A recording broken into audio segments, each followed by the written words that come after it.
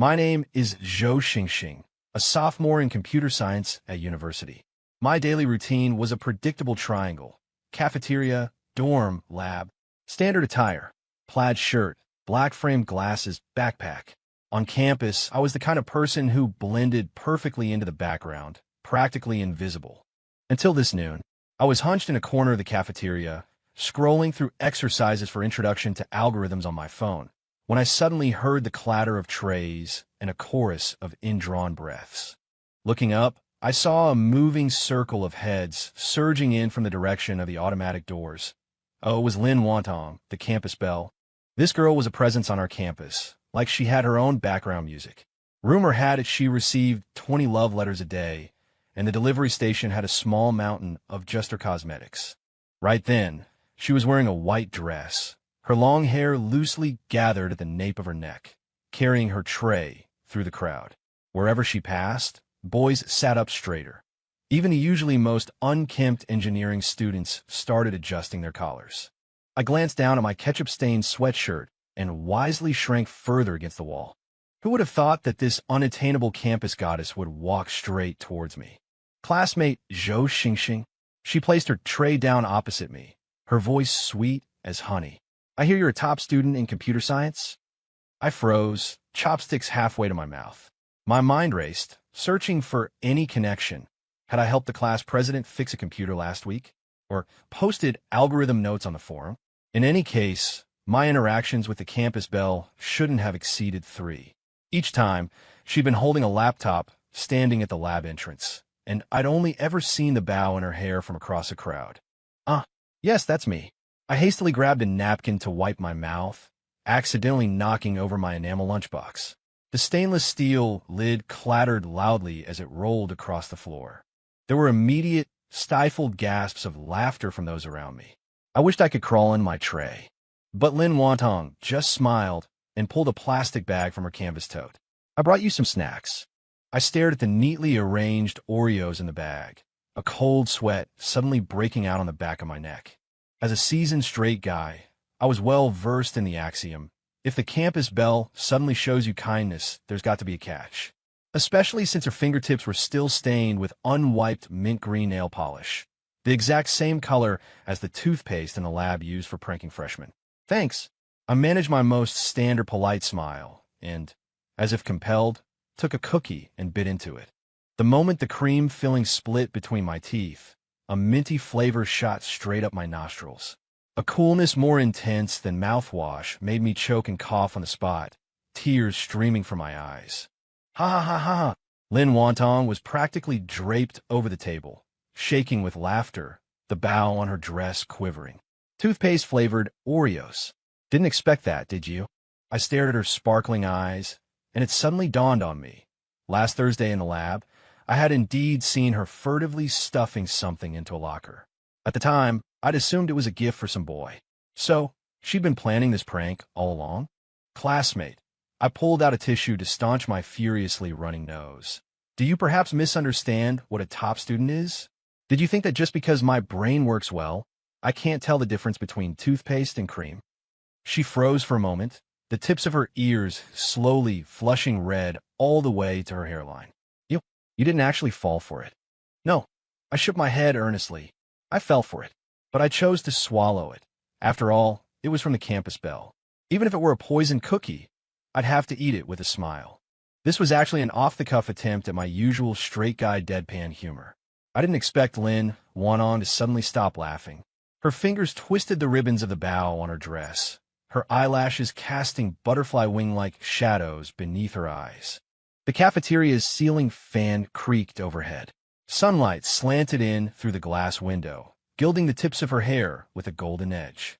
It was only then I noticed a faint little mole on the tip of her nose, like a dusting of powdered sugar. The atmosphere suddenly turned strange, and the surrounding snickers died down. I suddenly realized how peculiar our positions were at that moment.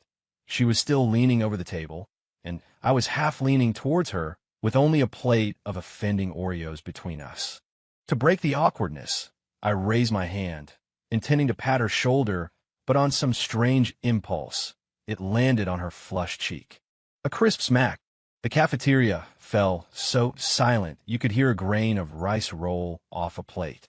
Lin Wantong shot her head up, eyes wide and round, like a small startled animal whose tail had just been stepped on. It was only then I realized what I'd done.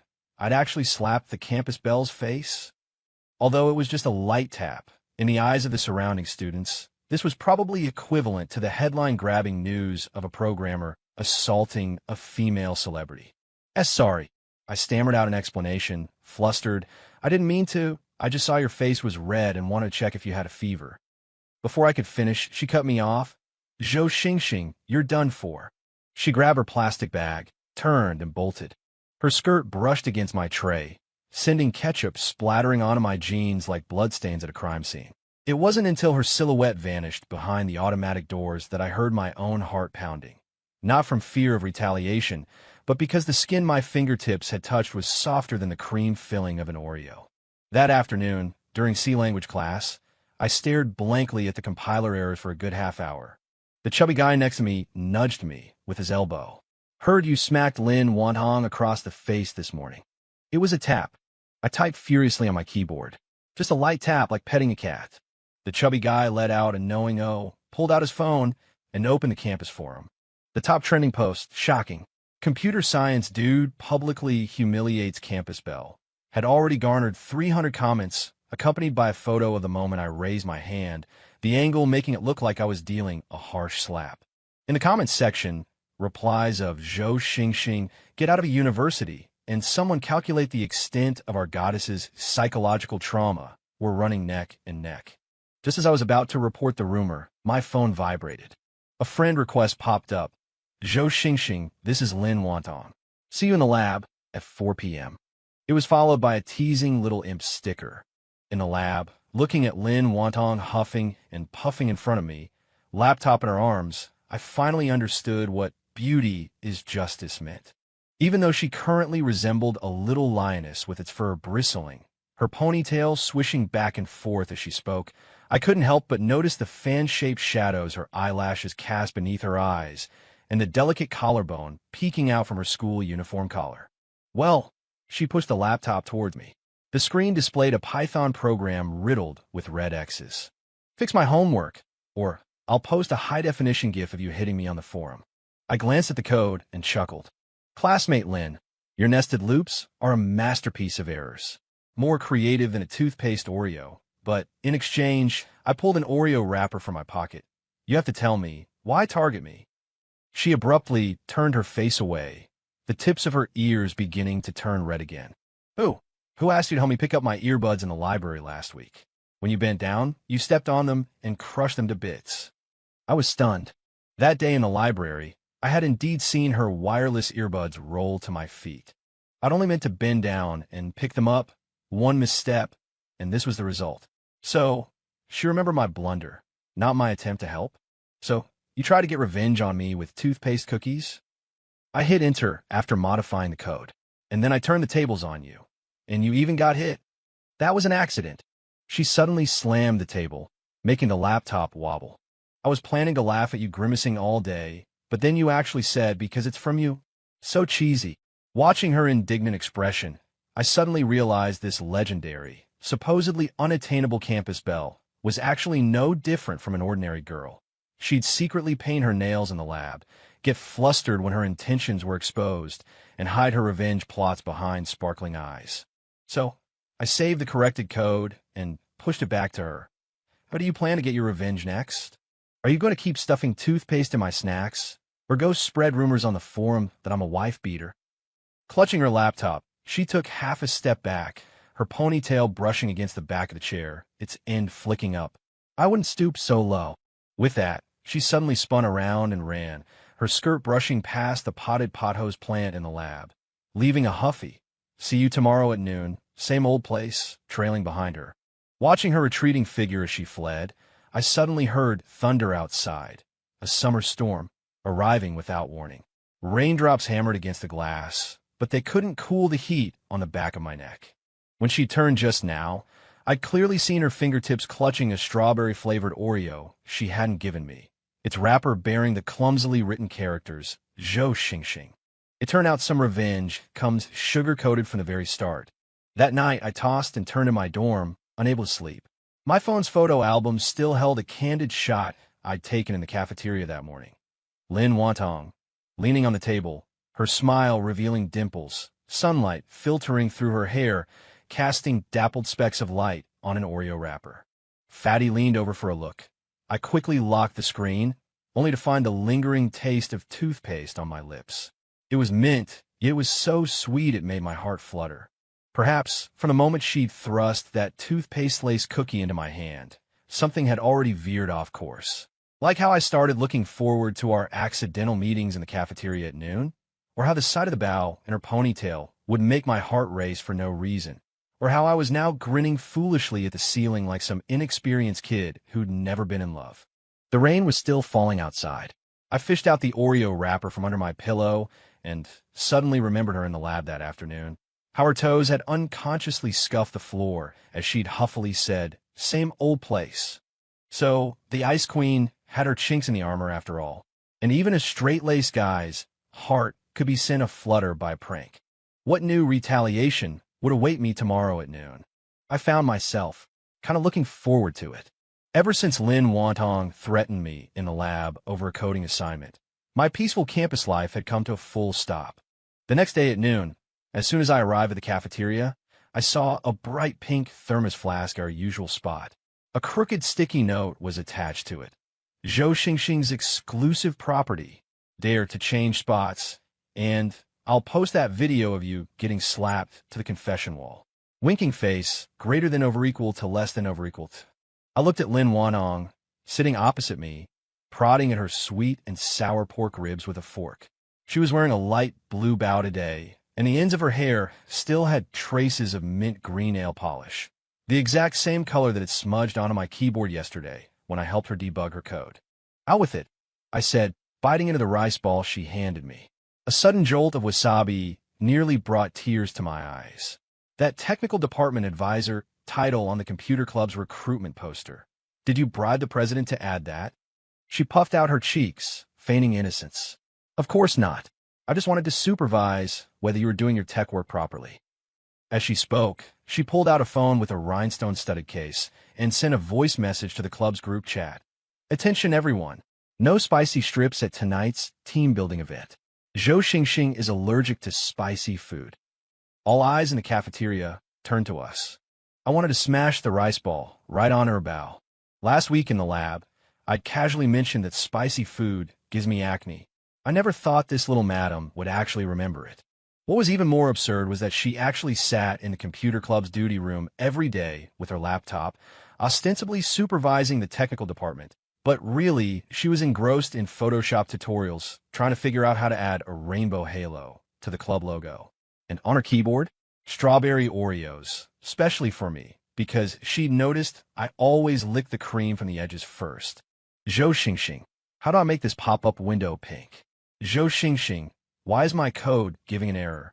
Zhou Xingxing, look at my new mouse pad. It's a light-up unicorn." Whenever she swiveled her chair toward me, her ponytail sweeping across my formula-covered scratch paper, the lab's bachelors would erupt in dumbbell-like laughter. The chubby guy nudged me covertly. "Your girlfriend's way cuter than code. Why bother with programming?" "She's not my girlfriend." I hammered the keyboard with extra force, and suddenly, a dozen more error messages popped up on the screen. Lin Wantong leaned in abruptly, the scent of her hair mingling with strawberry hand cream flooding my senses. "That's right. I'm his creditor." She raised her phone, the gallery still displaying a blurry gif of me slapping her, though it was just a bad angle, making it look like I was pinching her cheek. What really unsettled me was the library incident. That day, I was hunched over data structures in a corner on the second floor when Lin Wantong suddenly plopped down across from me, arms stacked with romance novels, her lashes casting butterfly-wing shadows under her eyes. Just as I thought she'd read quietly, she accidentally knocked over her milk tea, sending a wave of pink liquid cascading onto my meticulously filled loose-leaf notebook. Sorry. Flustered, she yanked out tissues, the Student Council Arts Department sticker on her lanyard swaying. "I didn't mean to." I watched as the tea seeped into the paper, turning the words red-black tree a soggy pink. A sudden realization struck me. Was this girl trying to get my attention? After all, last week in the lab, when I caught her secretly painting her nails, she'd given me the same panicked look. Whatever, I said, gathering the drenched notes. I'll rewrite them in the dorm. Yet at 11 p.m. that night, a file transfer request popped up on my QQ. Opening it, I found neatly typed lecture notes in a Word doc, complete with a red-black tree diagram drawn in Excel, each node adorned with tiny emoticons, a crying face by the left rotation, a Band-Aid by the right rotation. You don't get the wrong idea. Her reply came instantly, accompanied by 3 bristling emojis. I just thought your handwriting was so ugly it'd ruin the computer club's image. Staring at the 3 a.m. timestamp, I suddenly recalled the faint brown mole on the nape of her neck, visible when she'd bent to pick up the milk teacup earlier. Turns out, some revenge is just clumsy care wrapped in mischief. What truly convinced me of her ulterior motives was the sports day sign-up. I was checking the event schedule by the bulletin board when Lin Wantong dashed over, jabbing a finger at the double Dutch slot. Zhou Xingxing, let's team up. Didn't you call jump rope a crime against humanity? I pointed to her last year's social media post, a photo of her face-planting on the track, captioned, "This fairy and jump ropes shall never coexist." She stiffened. That was then. Now, to get back at you, I'd twist my ankle just to humiliate you in front of the whole school. So every evening, a bizarre scene unfolded at the track's edge. The school's floral-dressed sweetheart and a sweatpants-clad nerd, practicing with a single rope. Lin Wanong kept tripping, either stomping on my shoelaces or headbutting my chin on the upswing. Once, when she nearly fell, I instinctively caught her waist. The softness against my palm sent a jolt through me, nearly flinging the rope into the sandpit. "Zhou Xingxing, you perv." She leapt back 3 feet, her ears redder than the track, yet the rope in her hand inched 2 inches closer to me. The kicker? She'd somehow procured matching fitness trackers, insisting they were just to count jumps. Every time I checked mine, her custom screensaver flashed.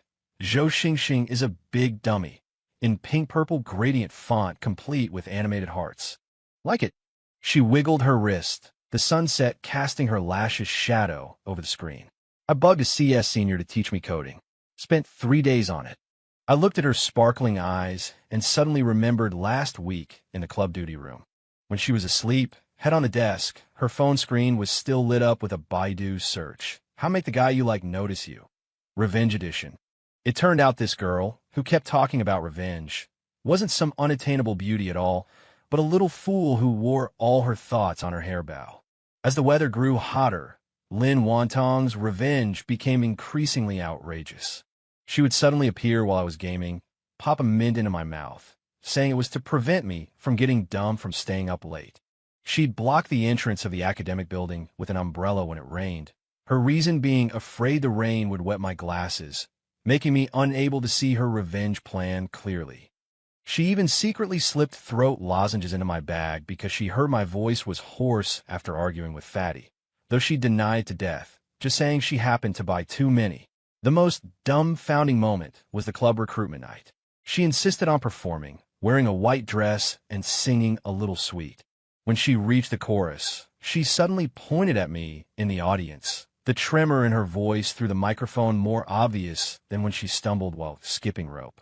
"It's you who throws my heart into turmoil." The whole audience erupted in applause. Fatty, beside me, was frantically slapping my shoulder. "Bro, the campus bell is publicly calling you out." Watching Lin Wanong on stage, so nervous she was tugging at her skirt hem, I suddenly noticed a Band-Aid on her ankle from being whipped by the skipping rope while practicing yesterday. It turned out all her revenge was just sugar-coated ways of getting closer, like the strawberry-flavored Oreos she'd given me.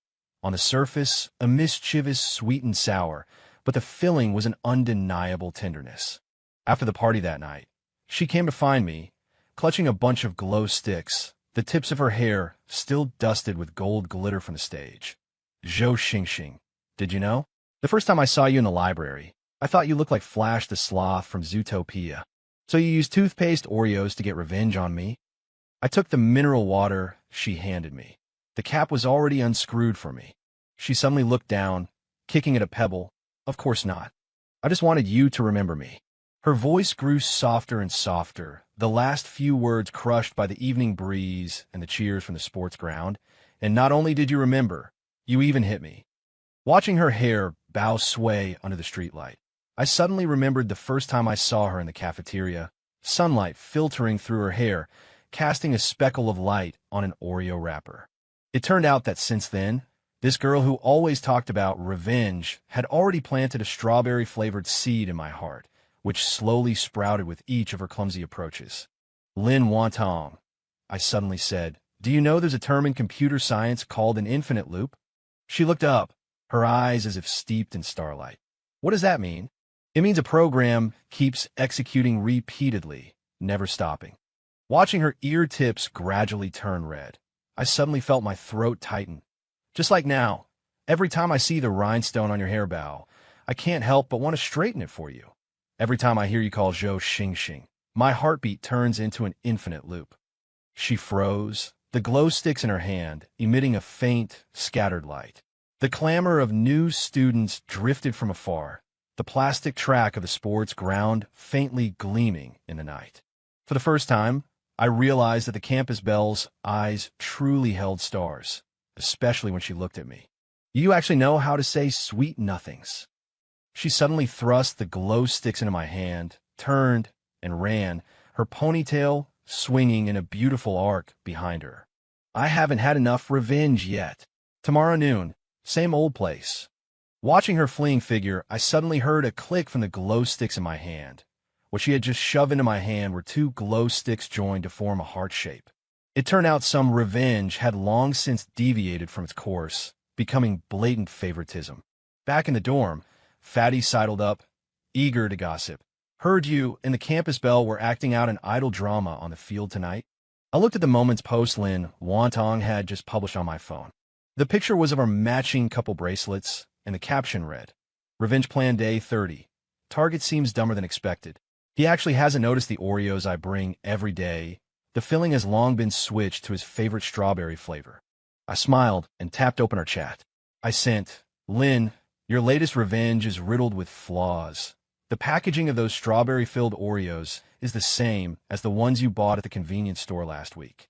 Her instant reply was 3 furious cat emojis. None of your business. Tomorrow, I'm bringing toothpaste-flavored ones, and you're not allowed to spit them out. Looking at the moon outside my window, I suddenly felt this summer was exceptionally sweet. It turned out the most touching revenge in love was never about pranks, but about one person's clumsy, brain-racking attempts to get closer to another. Like how Lin Wantong's bow always tilted to the right, like how I'd always remember the first Oreo she handed me, mint-flavored, hiding a heart flutter warmer than sunshine. Perhaps, from the moment she handed me that poisonous cookie in the cafeteria, we were already caught in a sweet, endless loop. She used revenge as an excuse, I used counterattack as a cover. But in each other's eyes, we saw an encounter algorithm more perfect than any code. The Christmas Eve snow started suddenly. I was holding the gift I'd prepared for Lin Wantong, a silver bracelet engraved with our initials, tucked away in my down jacket pocket, my fingertips aching from the cold metal. Passing by the sports field, I saw a circle of people gathered in a corner of the track. Warm yellow candlelight flickered in the snow like scattered stardust. Zhou Xingxing. Over here. Fatty squeezed out from the crowd, phone held high. Your campus belle is putting on some performance art. Come see. I pushed into the inner circle and almost burst out laughing. A giant pattern made of candles was crooked and lopsided. In the middle, it brazenly read, Happy Slap You in the Face Anniversary. The character 4-day was missing a stroke, turning it into Happy Slap You in the Face Mouthversary. Lin Wantong, in a white down jacket with snowflakes resting on her hair, was crouching on the ground adjusting the candles, her eyelashes casting butterfly-wing shadows beneath her eyes. Does it look good? She saw me and immediately jumped up, her cuff stained with melted wax. I spent 3 hours arranging this. A chorus of wows rose and fell around us. Someone shouted, Kiss her! And the snowflakes suddenly grew larger, hissing as they hit the candles. I looked at the tip of her nose, red with cold, and suddenly remembered what she'd said in the library last week. If it snows on Christmas Eve, it means someone is secretly thinking of you. Lin Wantong. I pulled out the Oreo tin from my pocket. Did you know you wrote a character wrong? Her ears instantly turned bright red. And no, I didn't. It's just, I ran out of candles. Just kidding, I opened the tin. Inside lay 12 strawberry-flavored Oreos. The filling of the middle one had been hollowed out, and nestled there was the silver bracelet. I brought you a gift. She froze, snowflakes from her eyelashes landing on the back of her hand. Zhou Xingxing.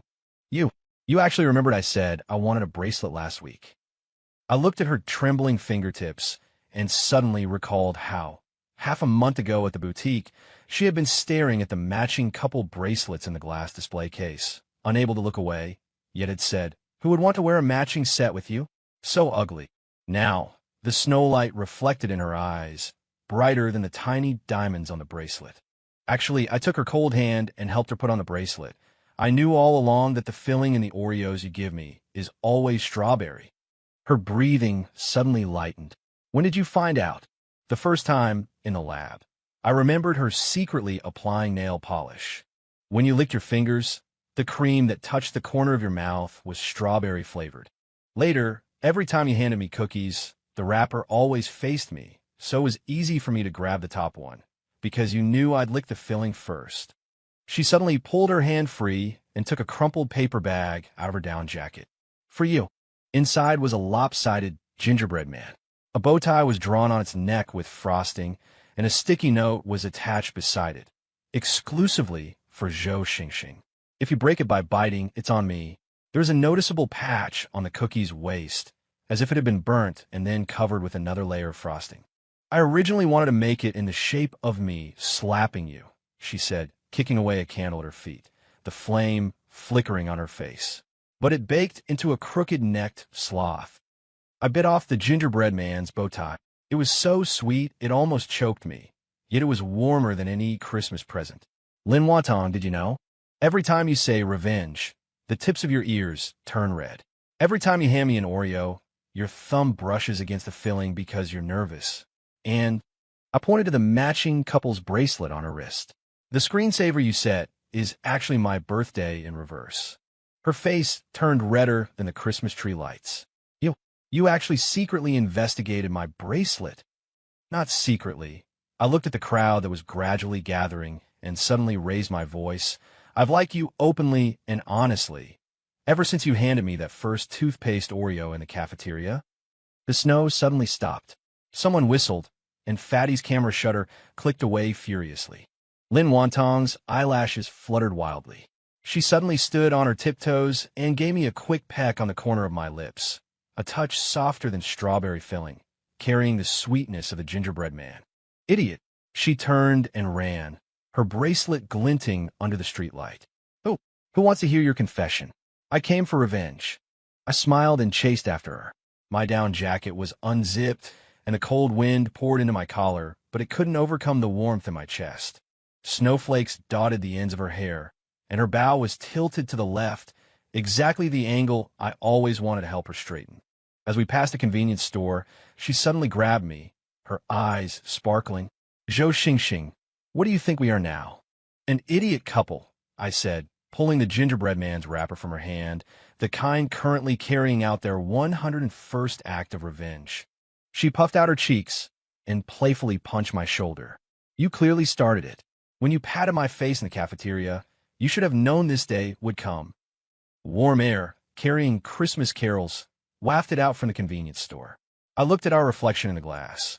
She was on her tiptoes, brushing snowflakes off my shoulder, while I lowered my head to zip up her down jacket. It turned out that some infatuations begin with the very first glance. She used pranks as an excuse to get closer, and I responded with my typical straight guy awkwardness. Yet, amidst the swirling snow, revenge had been rewritten as like. That night, the campus forum exploded. In the photo Fatty took, the moment I put the bracelet on Lin Wantong was captioned, "Shocking. The computer science department's steel straight guy actually has a soft spot." The hottest comment was, so the campus belle's revenge plan was just a ploy to get herself caught. Even more impressively, Lynn Wantong posted on her moments with a picture of our matching bracelets and the crooked-necked gingerbread man. The caption read, "Public service announcement. Zhou Xingxing has been officially recruited by this fairy. The method of revenge has been updated to buying him soy milk without cilantro every morning and supervising him so he doesn't stay up all night coding. Challenge me if you dare." At the convenience store entrance, I watched her back as she leaned over a table, drawing a bow tie on the gingerbread man, and I suddenly remembered the candlelight on Christmas Eve. She always claimed she was getting revenge, but every time she helped me organize my coding notebook, she'd draw a little smiley face at the bottom of the page. Every time she bought milk tea, she'd remember I wanted it with 30% sugar. Even now, as she grumbled, "Zhou Xingxing, your code is uglier than this gingerbread man." Her fingers were busy typing comments for me on the keyboard. Lynn Wantong. I leaned closer, inhaling the scent of her hair. "Do you know how to write mutual entrapment in code?" She turned her head, her nose almost touching mine. "How?" "It's two infinite loops nested within each other," I said, taking her hand from the keyboard, forever unable to escape each other's loop. She suddenly burst out laughing, her eyes curving into crescents. "Zhou Xingxing, you're so cheesy." Yet she leaned in on her own and gave me another peck on the corner of my lips. "But I'll allow you to be this cheesy for a lifetime." The snow started falling again. The warm light from the convenience store shone through the window, stretching our shadows long. The bracelet on her wrist and the matching keychain in my pocket echoed each other, much like our story, starting from a toothpaste-filled Oreo, taking countless detours, and finally forming a complete heart in the Christmas Eve snow. I only found out later that when she was arranging candles on the sports field that day, she had secretly prepared backup plans. If I didn't show up, she'd say it was a performance art assignment. If I complained about misspelled words, she'd hit me with a gingerbread man. But what she hadn't counted on was that I would show up with a bracelet, and even less that she would willingly give her first kiss in the snow. Just as she always said, her revenge plans were full of loopholes. Our declaration of love was also clumsy. No flowers or diamond rings. Only lopsided gingerbread men and engraved bracelets. No grand vows. Only daily soy milk and late-night supervision. But perhaps this was the way that suited us best. Using pranks as a sugar coating, hiding our affection in the Oreo cream filling, becoming the most special infinite loop in each other's worlds. The Christmas Eve snow didn't stop until the early hours of the morning. Looking at the crooked bow in her hair beside my pillow, I suddenly felt that this girl, who always talked about getting revenge on me, had long since turned herself into an addiction I couldn't quit. Sweeter than strawberry flavor, softer than the first snow, the most beautiful accident I willingly fell into. The first winter after graduation, I was coding in my rented apartment until 3 in the morning, my keyboard dotted with chip crumbs. Lin Wanong had fed me. She was wearing my old sweatshirt, curled up on the sofa, binge-watching a drama, when she suddenly jumped up and slammed a hot milk on my desk. "Zhou Xingxing, if you stay up any later, I'll stuff your computer tower into the washing machine." The startup proposal on the screen was still on the Intelligent Snack Monitoring System page. This was an exclusive app one designed for her, capable of identifying the Oreos she hid in various corners, and incidentally, recording the number of times she forced me to drink soy milk daily. "Honey," I pulled off her crooked knitted hat. "Where's the courage you had arranging candles on the sports field back then? Now you can't even move a computer tower." She grabbed a cushion and threw it at me. "It's all your fault." The plush toy hit my mechanical keyboard, triggering a string of gibberish. "You said in college you'd be my meal ticket for life, but then you started a business right after graduation, turning me from the campus belle into the chief tasting officer." She said it as if she wasn't happy about it. In fact, the thing she was most enthusiastic about every day was unpacking the snacks sent by suppliers, picking out the strawberry-flavored Oreos to arrange into a heart shape, and stuffing the rest in a fatty's office, under the guise of preventing employees from slacking off. What really made me panic was the day I proposed. I specially booked her favorite revolving restaurant, hid the ring in a custom Oreo gift box with her favorite strawberry white chocolate filling. As a result, when she bit into the metal edge, she almost slapped the cookie on my face. "Zhou Xingxing, are you trying to murder your dear wife?" The cutlery of the surrounding diners collectively froze. I hurriedly knelt on one knee. No toothpaste this time, Only the sincere words, "Marry me." The ring glittered under the light, reflecting the sudden redness in the corners of her eyes. Just like that day on the sports field when she arranged the candles, her ear tips were so red they looked like they could bleed. Idiot, she slipped the ring on her ring finger and casually snatched the steak from my plate. Proposing with a cookie? Seriously? Even that gingerbread man back then had more sincerity. Despite saying that, she posted a 9-square grid on her moments. The pictures range from school uniforms to couples' bracelets, captioned, "From getting slapped by him to getting tied down by him. This fairy's revenge is finally complete." The wedding day was even more eventful.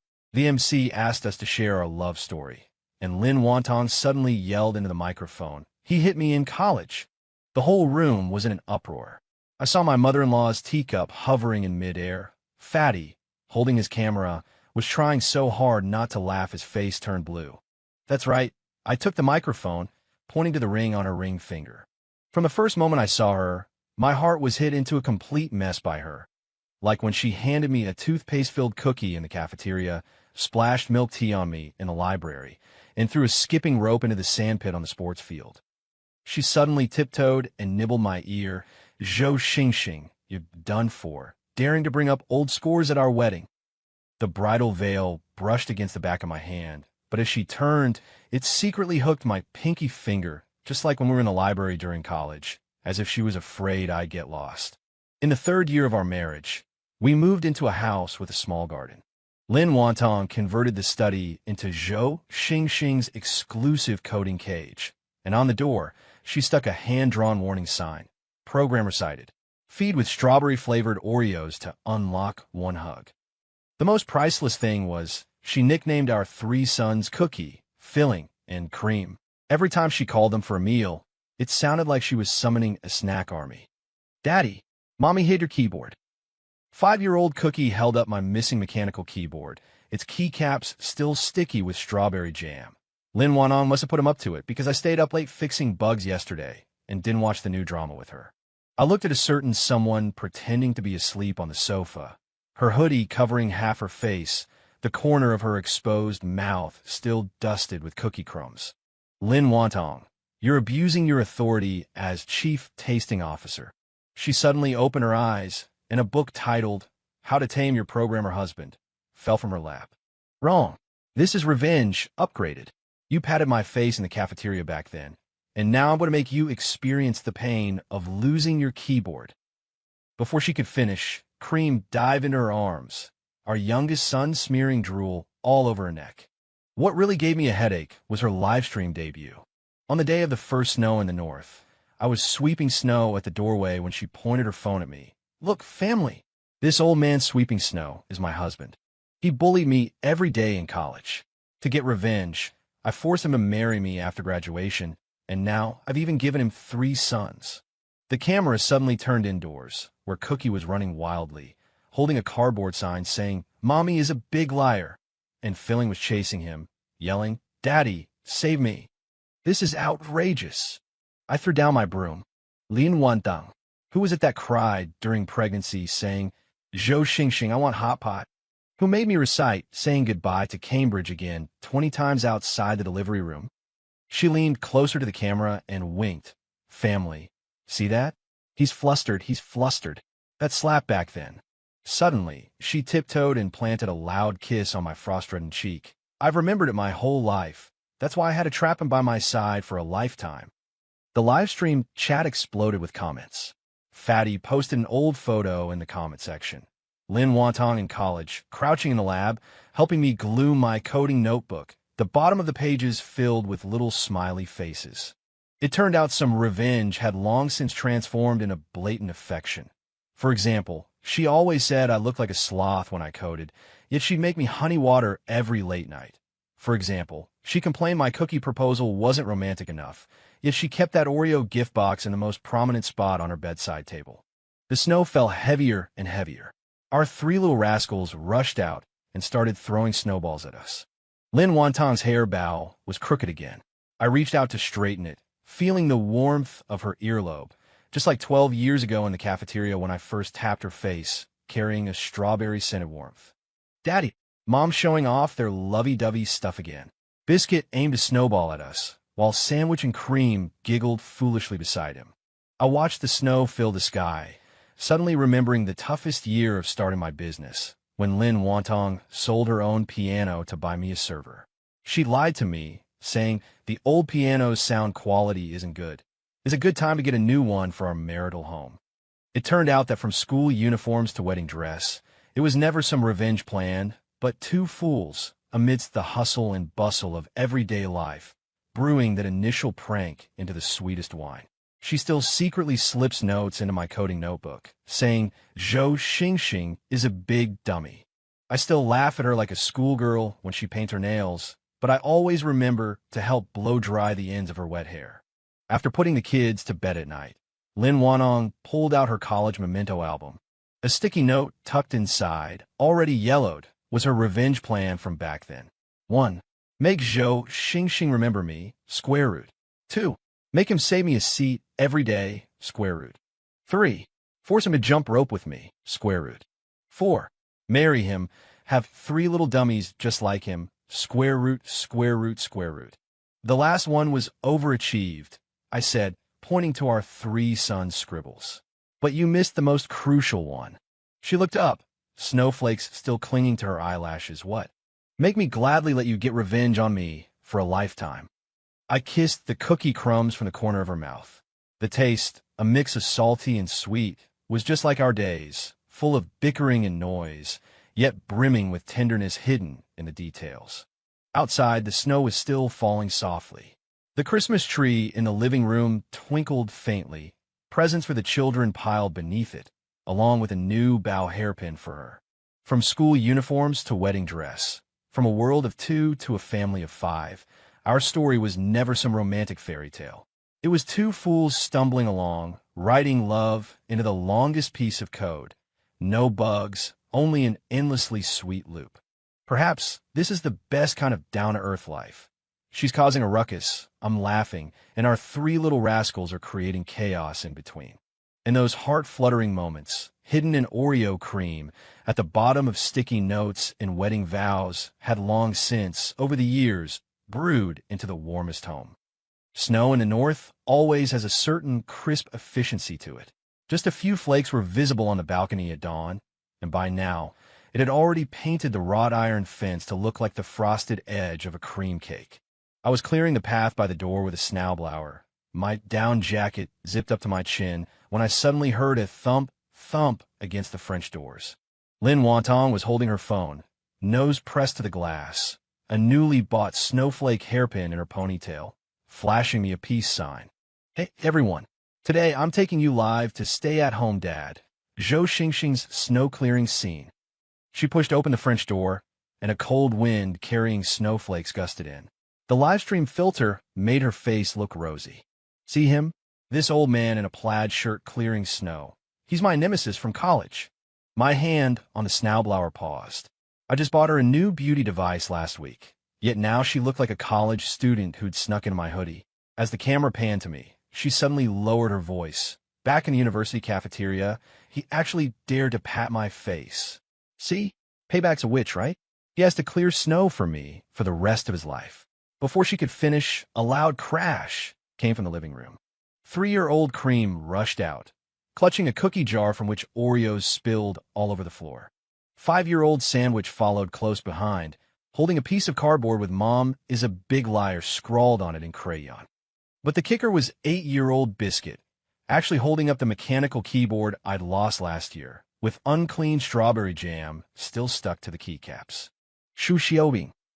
Lin Wantong spun around and gave chase, the snowflake from her hairpin falling onto the carpet. "Who told you to go through Dad's precious keyboard?" I watched the 3 little rascals run across the camera's view like a flurry of snowflakes, and I suddenly remembered last Christmas when Lin Wanong insisted on having them cosplay Frozen. Cookie as Olaf, Cream Puff as Anna, and Butter as Elsa. It ended with Butter crying, "Elsa doesn't like carrot noses." Right now, the live stream chat was already exploding. Ha ha ha, the kids are solid proof. She was clearly the one chasing him. I still have the confession board from the forum back then. "I want a husband just like him. one who can shovel snow and write code. I turned off the snowblower and pulled out a strawberry-flavored throat lozenge from my pocket. Lin Wantong had slipped it in there yesterday. The wrapper even had a drawing of a sloth with a tilted head. Lin Wantong. I leaned against the doorframe, watching her crouch down to wipe cookie crumbs off Butter's face. Who was it that pretended to be asleep in the library back in the day, insisting I carry her back to the dorm? She even snickered halfway, and my neck ached for 3 days. The tips of her ears instantly flushed red, sparkling like the rhinestones on her snowflake hairpin. Zhou Xingxing, you're digging up old dirt again. She suddenly leaned into the camera, her eyelashes still dusted with cookie crumbs from Butter. Family, did you hear that? He's getting flustered. Flustered. That slap back in the day. I watched as she suddenly tiptoed and planted a loud kiss on my frost-nipped cheek. The cloying sweetness of strawberry lip balm mixed with the chill of the snow, just like the first toothpaste Oreo she'd handed me in college. A prank on the surface, but with an unmistakably tender filling. The chat exploded. Fatty's comment stood out. Zhou Xingxing, you're toast. I remember helping her glue her coding notebook back in the lab. The footers were covered in little smiley faces. In a reflection on the screen, I saw Lin Wanong secretly tapping her phone, probably to block Fatty. The snow fell thicker and faster, the roar of the snowblower drowned out by the children's laughter and playful shouts. Butter ran over, holding half an Oreo, and wiped her sugar-dusted little hand on my apron. Daddy, eat. Mommy says it'll make you smart. I took a bite of the cookie. The filling was the familiar strawberry flavor.